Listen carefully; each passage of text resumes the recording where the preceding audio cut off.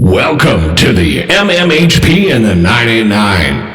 Podcasting from the Michigan Rock Legends Hall of Fame in downtown Bay City. Channeling all styles and eras of Michigan music history. From the city by the bay. And now, Dr. J, Sir Fred, Mr. Mike, and your host, Scott Baker.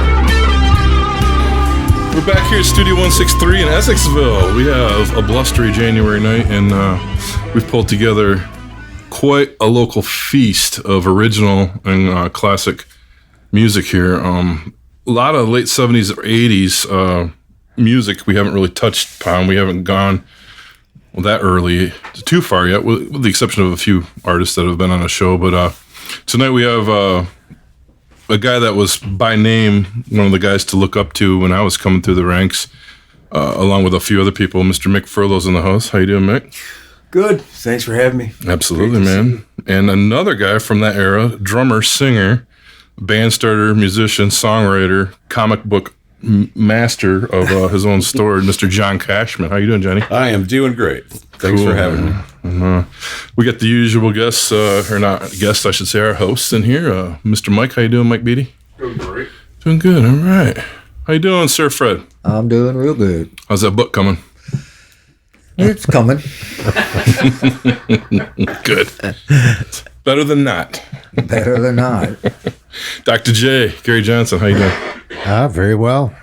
Good. Very well. Anything new with the Hall of Fame as of late? We haven't really brought it up. Working on a few projects. One to highlight bands from the Upper Peninsula, who usually get kind of a short end of the stick when you're talking about Michigan rock and roll.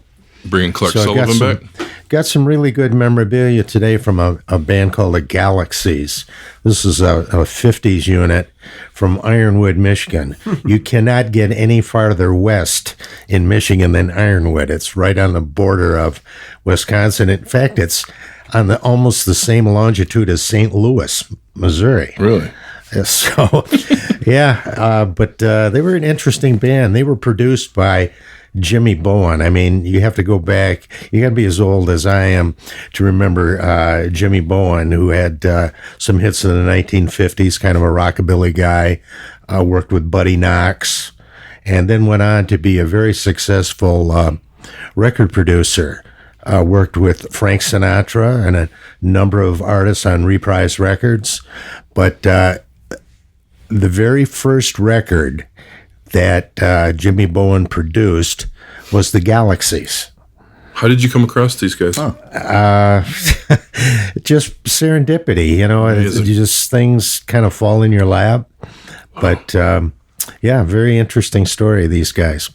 Wow, fabulous! And they're going to have an exhibit at? Or? Yeah, well, they've been inducted into the Hall of Fame. This is when we're doing the online voting, and I think everybody in Ironwood and the vicinity in the Upper Peninsula voted for him.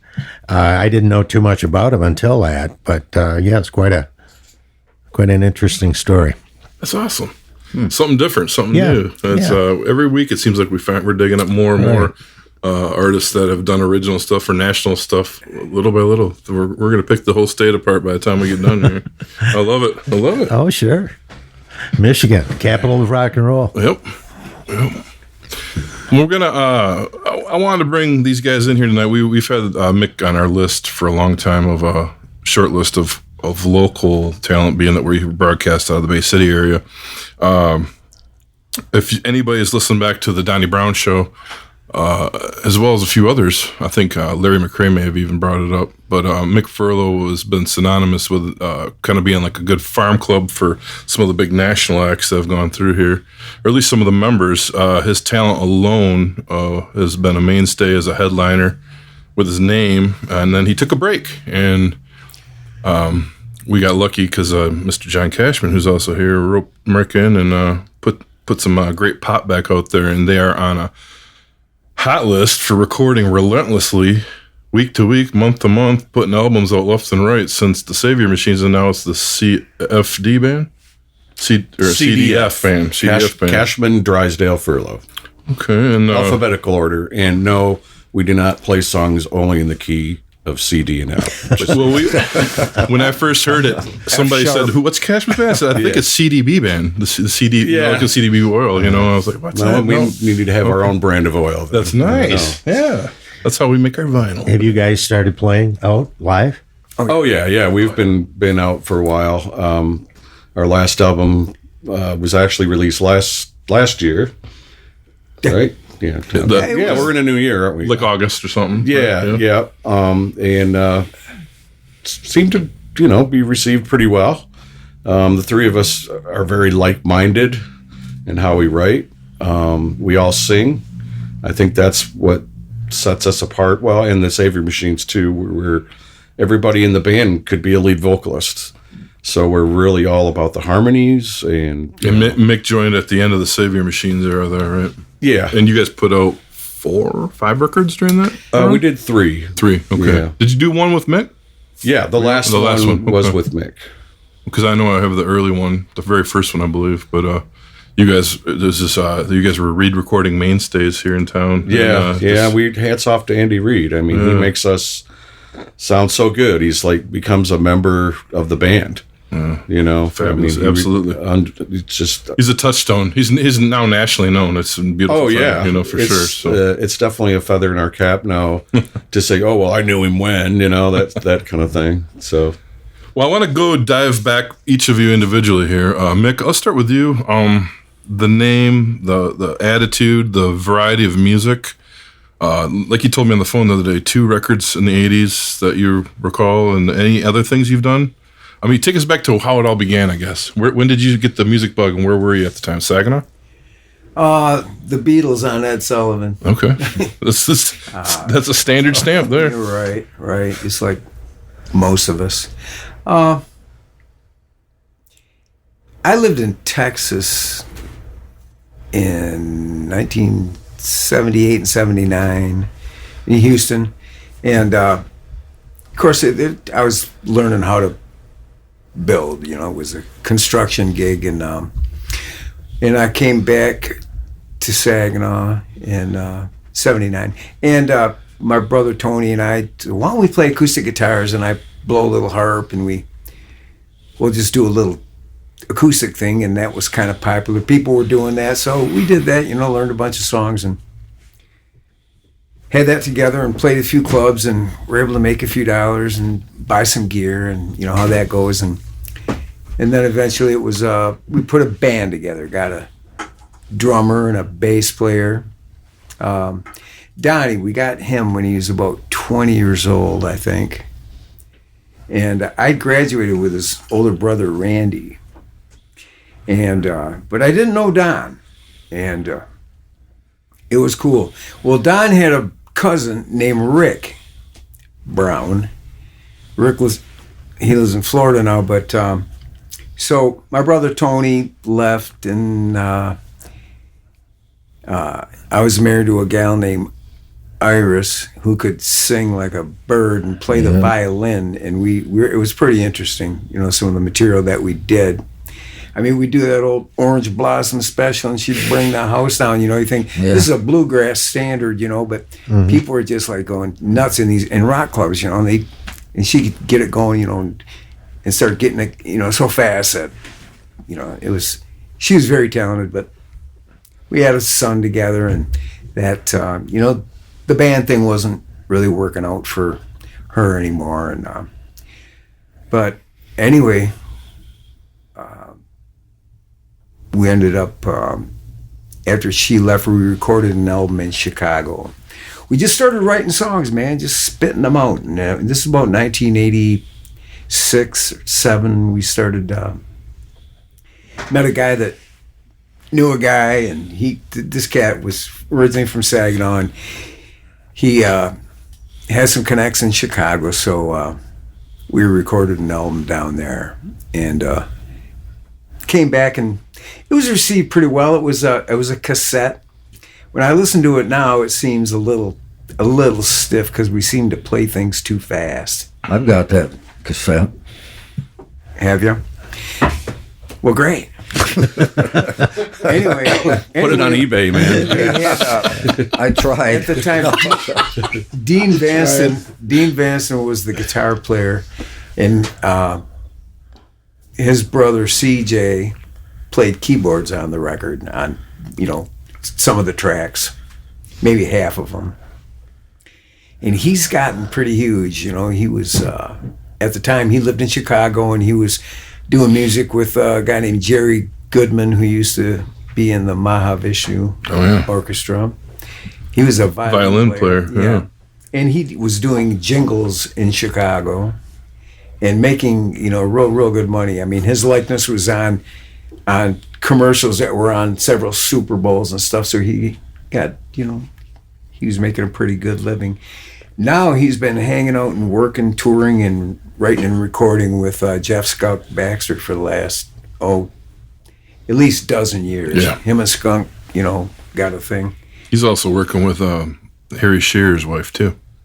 CJ? Yeah. Oh, CJ's out. He's got, and he produced Toto's one of their records a few times ago. Right. Feels- And, about a year later, we lost a couple of members. Dean and Donnie left. And I believe Dean was with Water for the Pool, and Donnie joined Mirage for a while. Yeah, he was, Donnie Brown actually replaced me in the Mirage Band.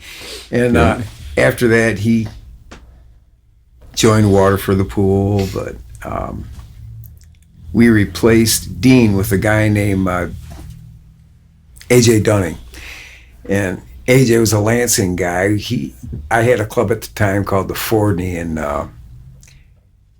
AJ's band played there one time. And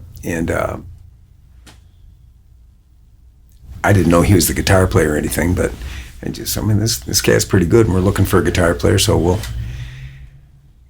exchange numbers and whatnot. And we went and saw him play another gig down in Royal Oak or something, and anyway, we ended up getting him. And him and Don didn't know each other at the time, but AJ was from Lansing. Well, Donnie moved to Lansing, and he was still in a band called Water for the Pool, who were local, but a few of them moved down there and kept playing. A couple of them went to school at MSU, and they ended up hooking up with a couple of Grand Rapids guys, and that's where the Verve Pipe. A couple brothers out of Grand Rapids. Yeah.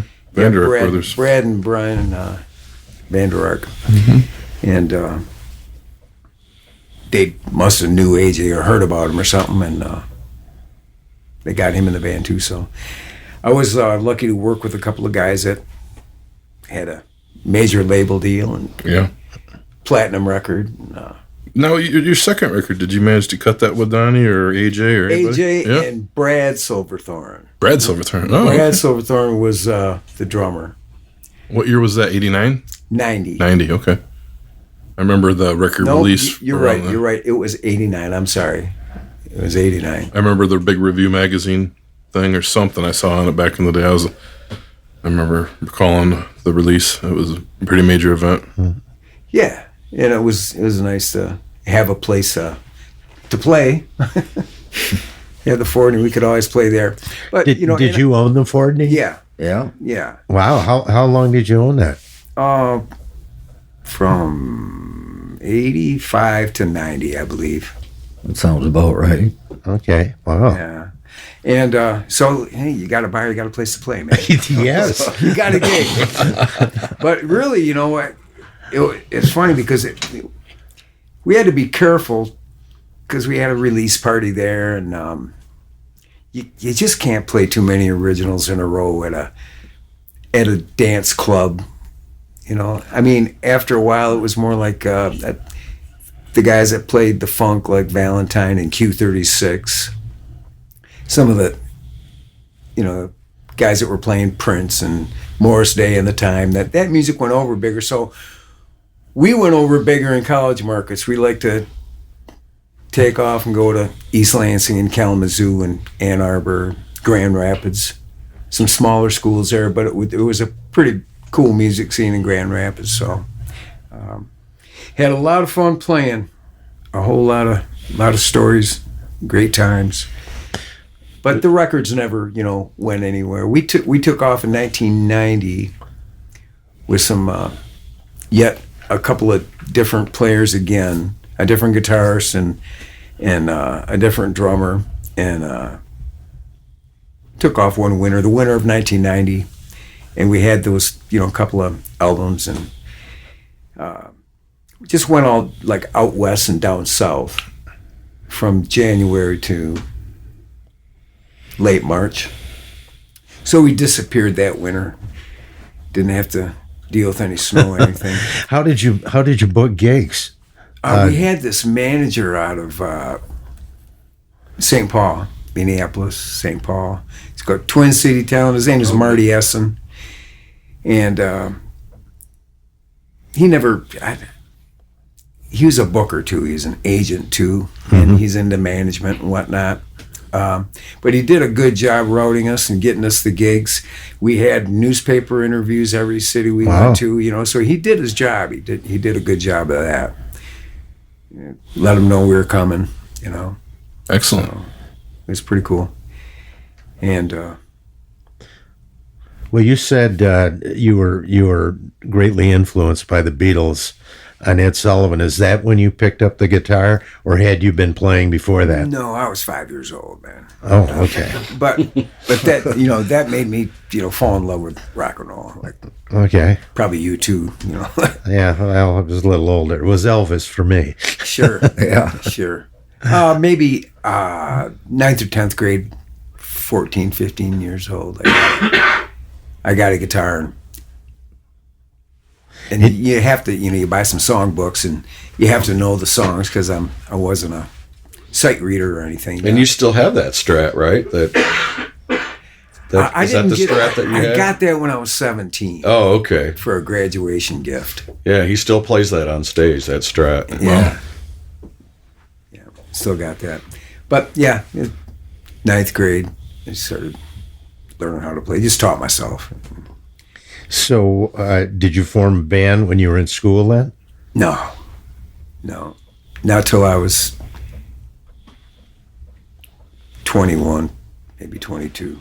It was you and Tony, right? Yeah, Tony who? my brother. Your brother? Brother. Okay. This is So when you were doing acoustic, what kind of stuff were you playing? Oh, man. Country was kind of getting cool at the time. And she played violin, and we do like Pure Prairie League.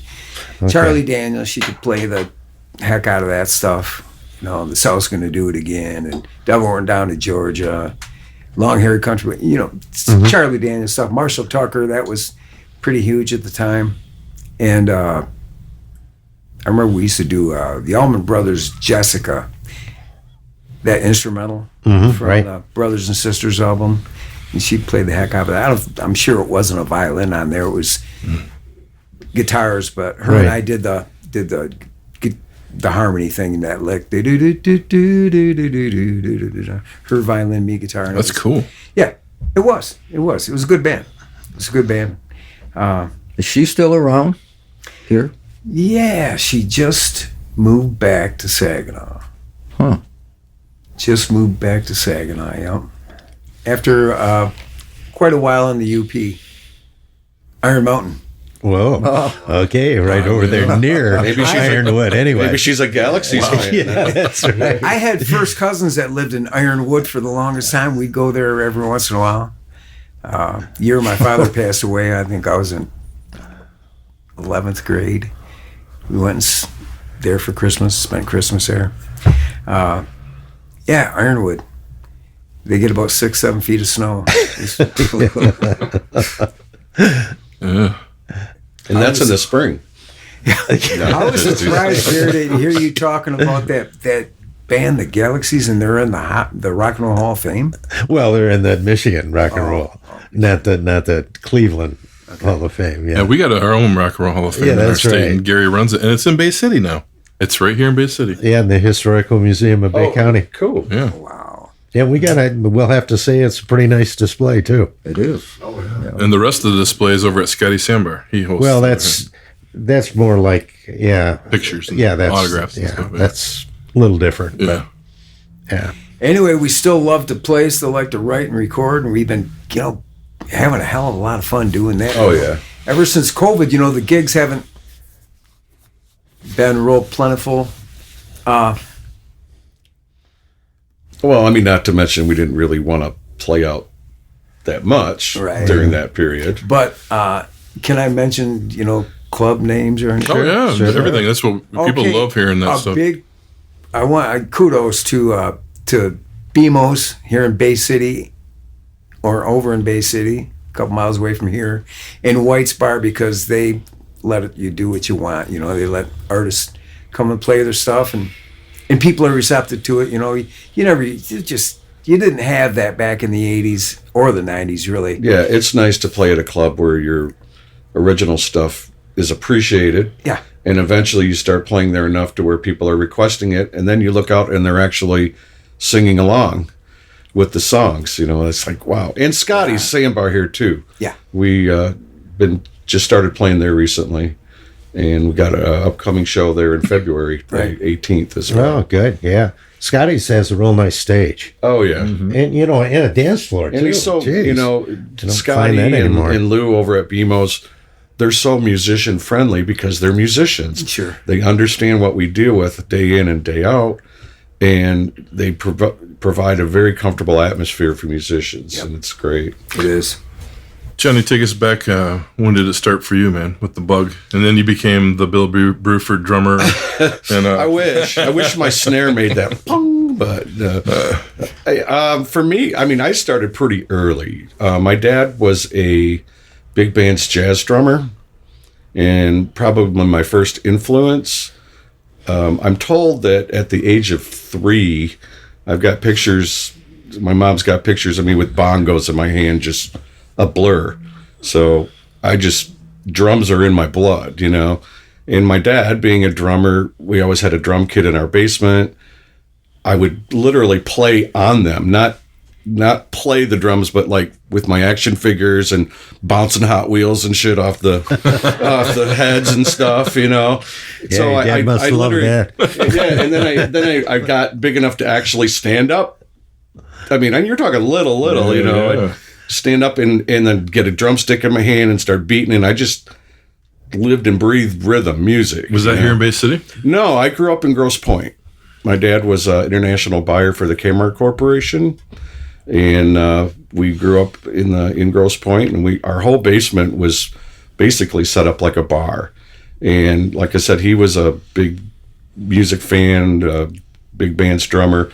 All his buds would come over on the weekends, and in our basement we had an upright piano, a gut bucket, which most people, I don't know what that is or not. Freddie would know. Yeah, all right. So, and then we had a trombone and trumpet and drums and a guitar, and just sitting there all the time. So I always had all this influence around me.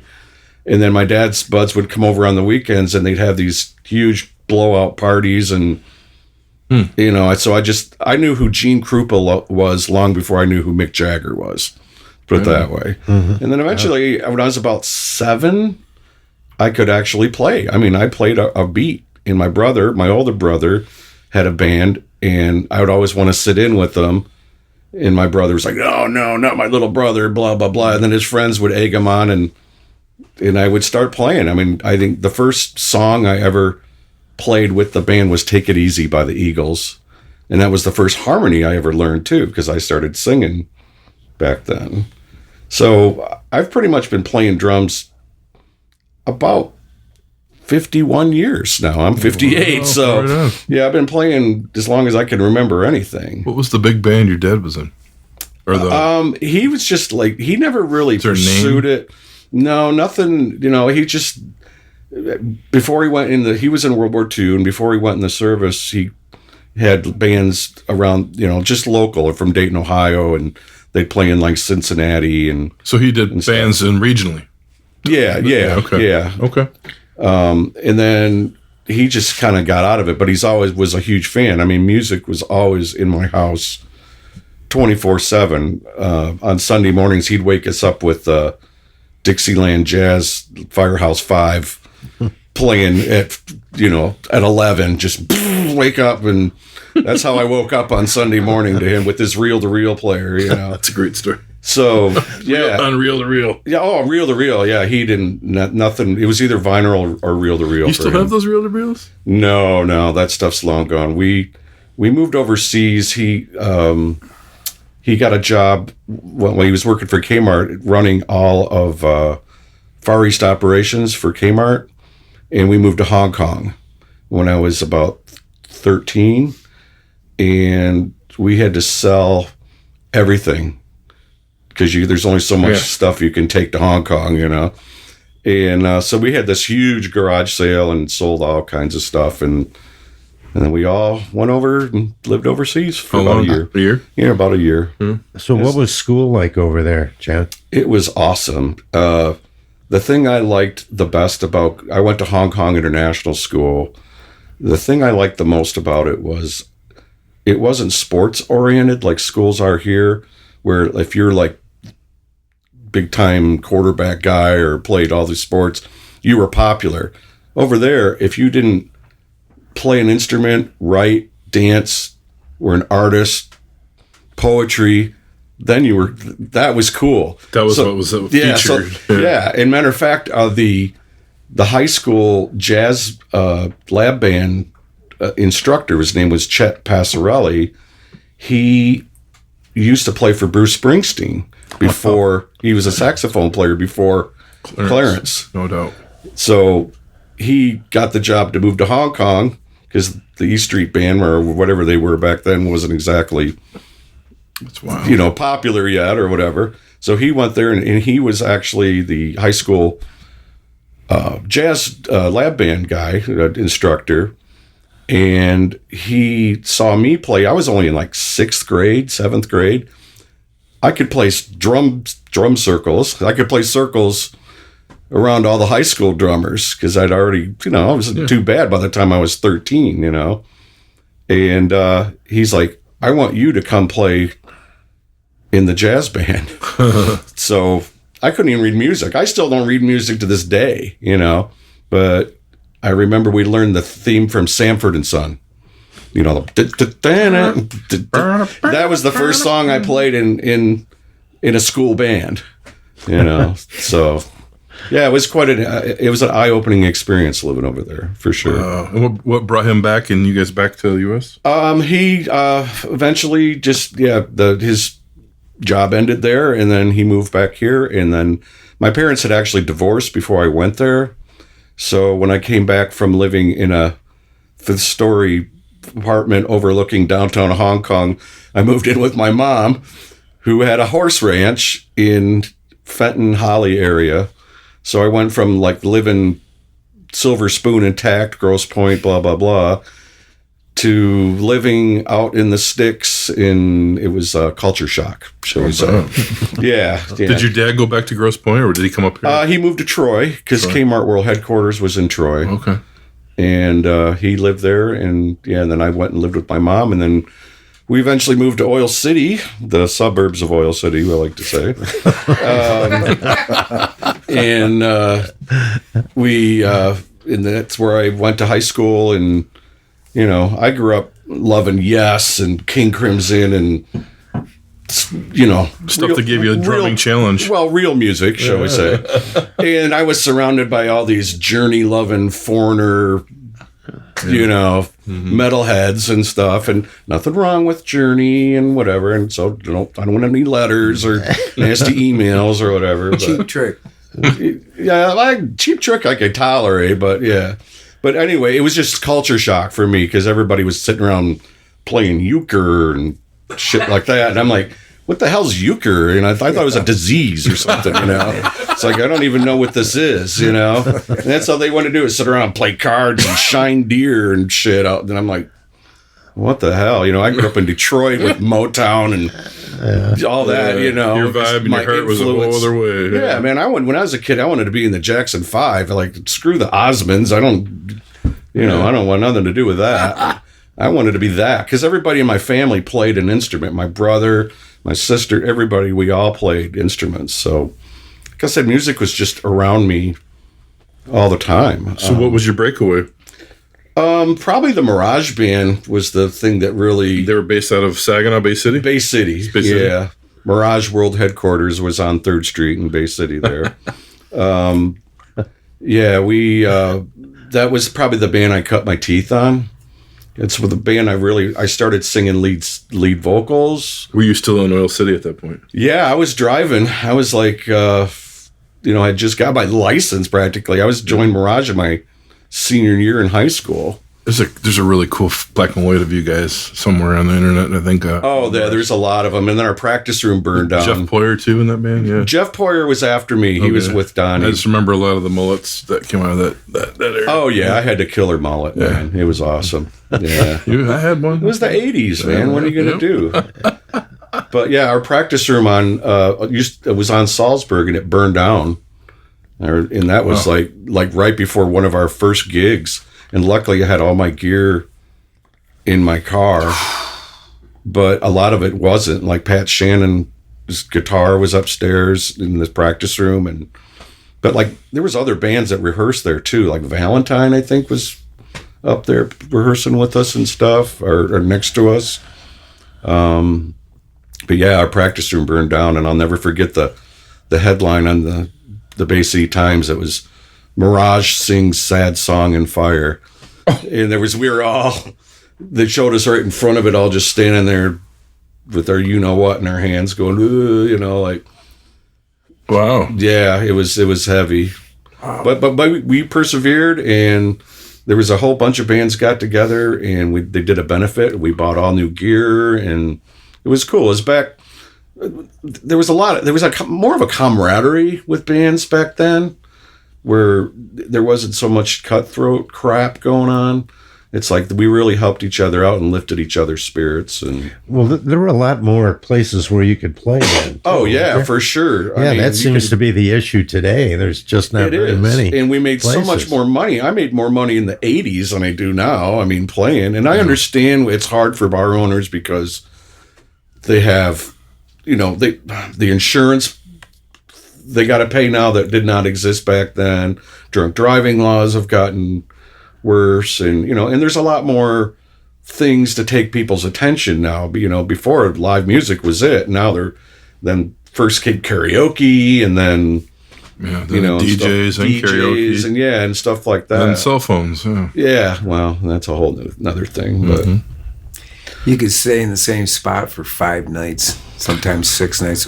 Yeah, oh yeah. Well, when you're talking a little bit about Mick's history there, I admired Mick Furlo so much at that time when I was first getting started with Mirage and all that. And then I started working for the Rose Robert Agency, which was Musicians of Michigan back then. I was an agent, and I actually booked Mick's band quite a bit in a lot of the same clubs that Ivory Tower and Radiotherapy was playing at as well. But you went on to play in both those bands. Oh yeah, that was later on. But it was so weird. I really admired his career from afar, and like to this day, we'll be on stage and I'll look over and I'll see Mick standing there, and I'm like a giddy little schoolgirl, you know what I mean? It's like, oh my God, I'm on stage with Mick Furlo, man. This is freaking awesome. No, man, it's true. And you were talking about Iris, and when she was with you, I remember clearly, Chris Shannon and I went and saw you play somewhere in Saginaw, and you guys were doing Sunday Bloody Sunday by U2, and she was just nailing it with our violin. And Chris and I were like, we want to do that. You know what I mean? We want to play that, because we were in the Mirage Band. We were all still doing like Iron Butterfly and Bob Seger, and nothing wrong with that stuff. But we just, U2 was like a new thing back then, And I think from the standpoint of local musicians, when people bring up Mick, and I hear this often, not just U2, but REM, was it that you covered too? Was it the U2 and REM covers that you were? I mean, it seems like. Always like, oh my gosh, he did this U2 cover or this REM cover, and it just blew people's minds away with him. And we went back and told Jim Davies, we're like, we want to do some U2, we want to do some REM, we want to do some In Excess. We just saw Mick play all these songs, and this is the future, you know. And Bay City went from him doing his southern rock kind of thing all the way into the indie thing, like immediately, boom, during the hair metal era. Exactly. So that led to Chris Shannon singing, because I was in Mirage with the Shannon brothers, Chris Shannon, Pat Shannon, and all of a sudden Jim started playing bass on some songs. And Chris would get up and sing "I Will Follow" and "New Year's Day" and stuff like that, and it ended up going over great, and it added a whole new layer to the Mirage Band that never existed. You know, it was the same old crap up to that point. Yeah. That's a good representation of our area feeding our area ideas. Oh, for sure. And you know, changing your opinion of, hey, I just do this. Well, we can do that too. We really like that sound. And then it just developed. A lot of development. And once we got a bite of that apple, we wanted to keep playing more, and Jim just did not want to. So Chris and I formed Ivory Tower Band, and then we were free to play all the newer stuff. And then we started playing a lot of the same college places that you were playing, like in East Lansing, Club Soda in Kalamazoo, even up north, like Union Street Station, Victories, the one in Charlevoix, Villager Pub. Yeah. You know, we started playing all those clubs, and where that music was way more accepted, and the original stuff too. Which, did you do original stuff at Ivory Tower? Yes, not a lot. You didn't put out a record though. You just started writing. We self-recorded like 3 songs, I think. Yeah, that was the start of that bug. That bug for sure. Yeah. And at the time, Mick was already out with his second record in '89. At that point. Yep. And okay. Yeah. And then you came along into radiotherapy soon after that, when you started writing original material. Yeah, Ivory Tower. And Round in the Distant Few. Yeah, Ivory Tower kind of led into radiotherapy, and we did a lot of original stuff with radiotherapy. We would basically pick covers that sounded like our originals, so that when we played a cover song, we could go right into our original song, and everybody would just keep dancing. Yeah. And not because we didn't announce it and go, hey, we wrote this, blah, blah, blah. We would just play it. And then people are like, wow, I like this. You know, this is a really cool song. Where can I find that? Yeah. Love You to Death, which we still played later on in the Savior Machines, a song that Rob and Kurt wrote. That was one of the songs that people just loved. And eventually, like I was saying, people were singing along and knew the lyrics, and there's nothing more satisfying than playing your own music and looking out and people not only knowing the song but singing it along with you and stuff. Oh my God, it's a great feeling. Absolutely. Know? You just want the lighters to come out. Put me in the arena. Exactly. Now this is you're stepping into the '90s with Ivory Tower here in radiotherapy. Yeah, correct? that would have been late '90s or late '80s into the early '90s. And now Mick, you had put out that second record. Yeah. Your boys went on to the Verve Pipe. So on and so forth. You were talking to me the other day. You took a little bit of a break, and we know you took a long break to do some stuff for yourself. Where did the music end for you, and then give us a little synopsis of what happened during that period? Looking at the early '90s, I hooked up with some fellas. I moved to Grand Rapids for about a year. I was selling windows for this company out of Grand Rapids. And I had a buddy that was installing for them, and they needed salesmen. I didn't have sales experience, but I said, well, I'll give it a shot. And I was able to make an okay living and live down there. And I knew my way around Grand Rapids okay.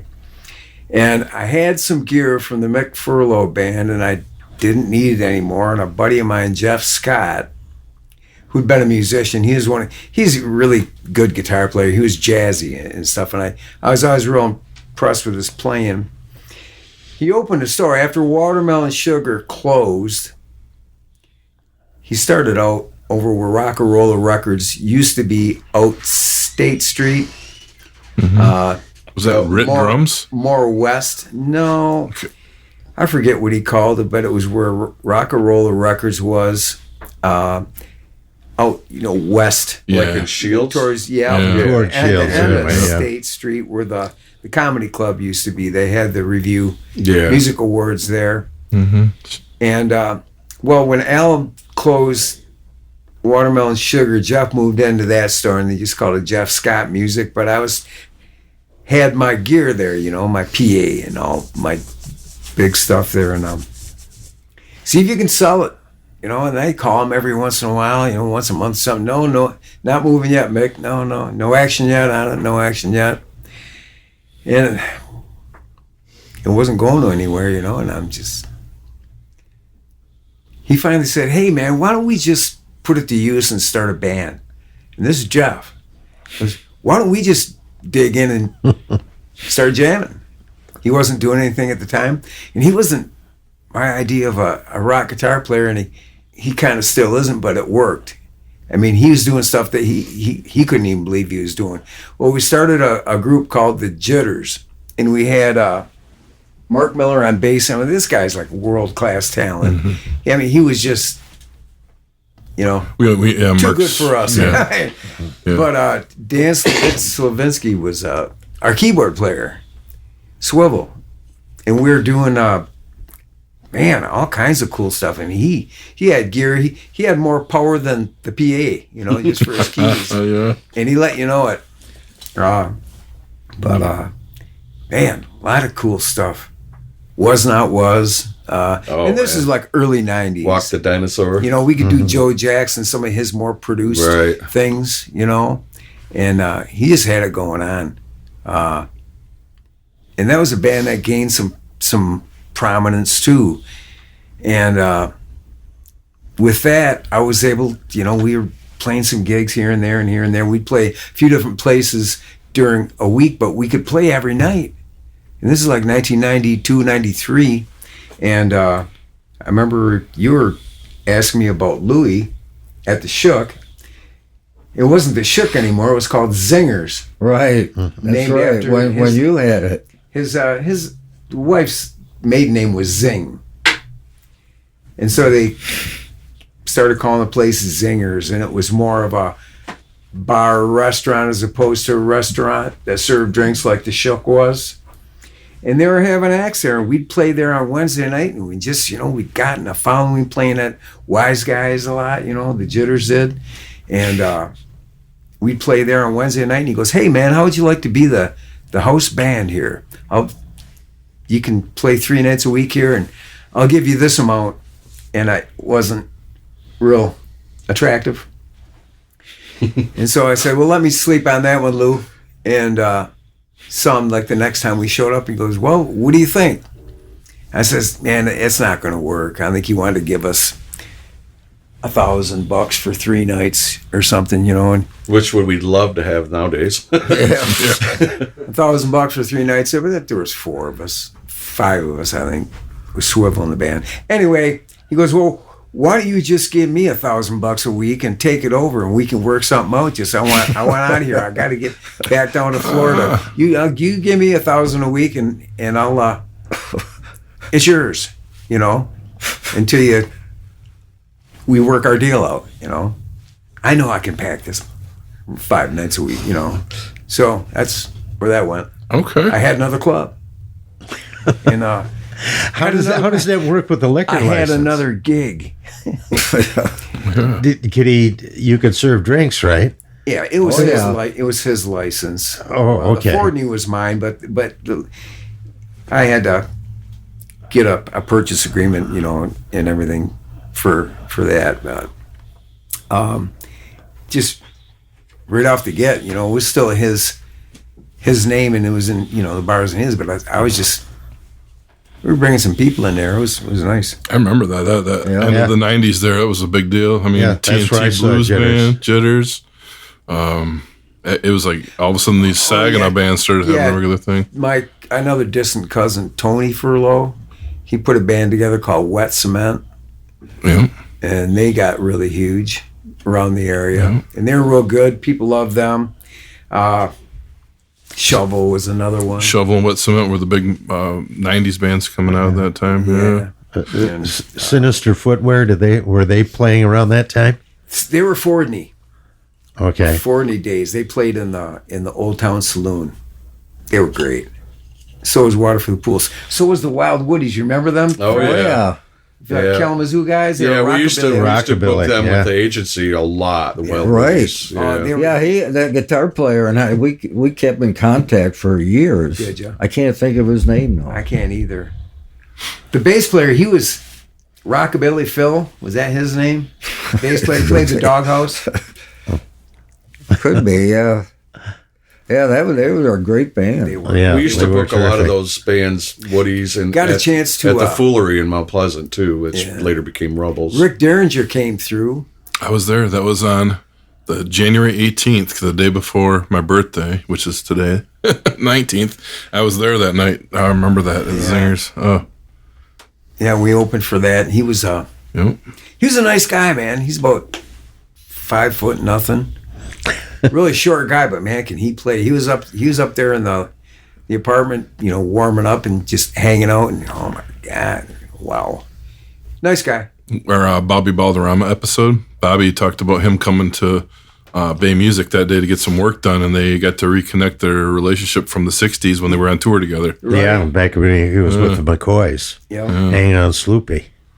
That was a heck of a night there at the Zinger. I was like blown away. I went in the kitchen. He signed autographs back there after the gig. That was a heck of a night. My son Corey, I got Corey. He liked playing guitar too, and he was maybe 9 years old or something. But he lived with me at the time, and he had this knockoff Strat that I got him, and Rick signed the headstock. I think he still got it. That's cool. Well, Rick played with Johnny Winter for a while. Oh yeah. Oh, yeah. Johnny Winter and I'm trying to Rock and Roll Johnny Hoochie Winter Coo. and- Was yep. that big hit they had? Well, that Hoochie Coo was that was him solo, but they did Good Morning Little Schoolgirl, and Rock and Roll Hoochie Coo wasn't with Johnny Winter and Johnny did a version of it. Johnny did a version of it. On but the big version's Derringer's first solo thing. okay. And that'll wrap up part one with Mr. Mick Furlo and Mr. John Cashman of the CDF Band here in 2023. Quite the back history, Michigan music for both of them, from the stage to booking to clubs to all these band stories. And we are going to come back to part two here in 2 weeks and wrap up the Furlo Cashman show here on the MMHP and the 989. Please come along with us. We'll see you back then. Thank you. The MMHP is hosted on Apple, Spotify, YouTube, and our own Libsyn podcast site. You can also search MMHP 989 on Facebook for up-to-the-minute information, as well as both Dr. J and Sir Fred's album picks of the week, posted every weekend. Don't forget to look for Mr. Mike's local music live series, posted frequently on MMHP's Facebook hub, as well as Scott's Mid-Mitten 15 from Harvest Canteen, featuring one-on-one interviews with Michigan music artists. You can connect with Scott on the web at scottbakermusic.com, Dr. J at michiganrockandrolllegends.com, Sir Fred at fredrife.com, Mr. Mike at YouTube at Mr. BT1. That's MRBTEE and the number 1. Brought to you by Michigan Rock and Roll Legends, located both inside the Bay County Historical Museum on Washington Avenue, as well as Scotty's Sandbar on Evergreen Drive at the Bay City Middle Grounds. On behalf of our hosts, Dr. J, Sir Fred, Mr. Mike, and myself, this podcast wouldn't have been here without the voice of the MMHP, Mr. Eddie Switek, the generosity of the Bay County Historical Museum, which hosts the Rock and Roll Legends Hall of Fame, as well as this podcast, Mr. Alan Garcia,